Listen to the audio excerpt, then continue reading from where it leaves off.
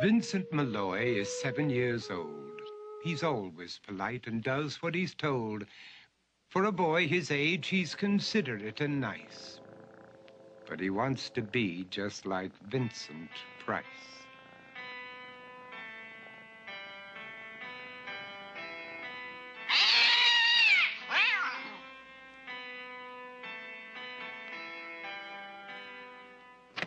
He doesn't mind living with his sister, dog, and cats, though he'd rather share a home with spiders and bats.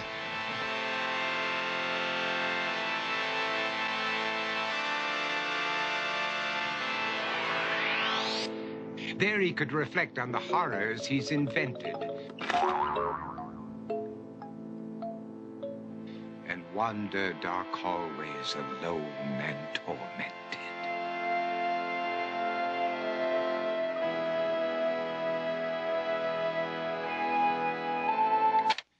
Vincent is nice when his aunt comes to see him, but imagines dipping her in wax for his wax museum.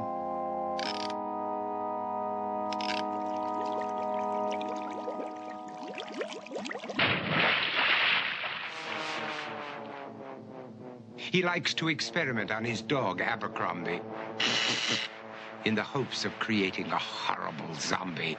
So he and his horrible zombie dog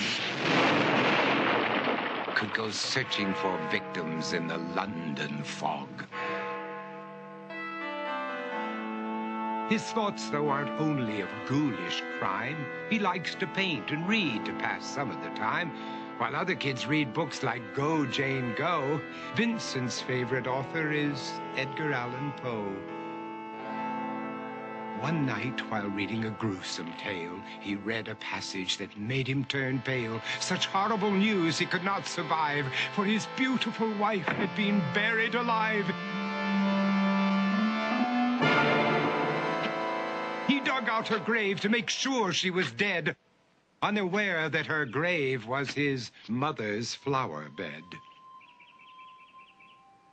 His mother sent Vincent off to his room. He knew he'd been banished to the Tower of Doom, where he was sentenced to spend the rest of his life alone with the portrait of his beautiful wife. While alone and insane, encased in his tomb, Vincent's mother burst suddenly into the room. She said, "If you want to, you can go out and play. It's sunny outside and a beautiful day."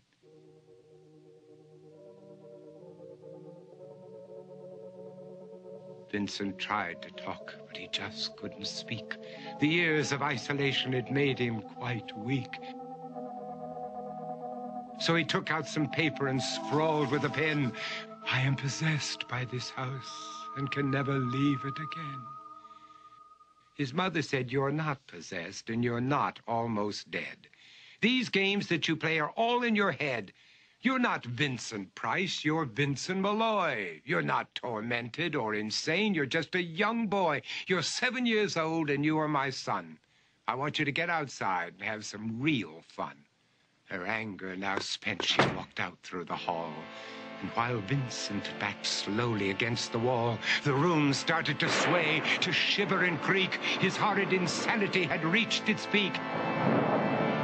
He saw Abercrombie, his zombie slave, and heard his wife call from beyond the grave. She spoke from her coffin and made ghoulish demands, while through cracking walls reached skeleton hands.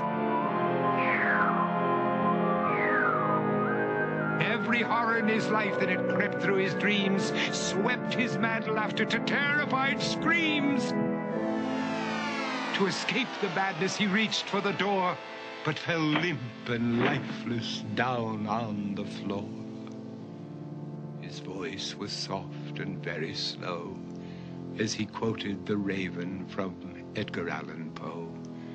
"And my soul from out that shadow that lies floating on the floor shall be lifted nevermore."